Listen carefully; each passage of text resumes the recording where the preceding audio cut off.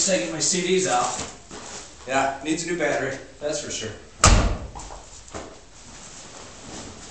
But it still exists.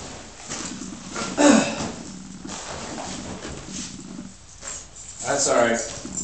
There'll be another day.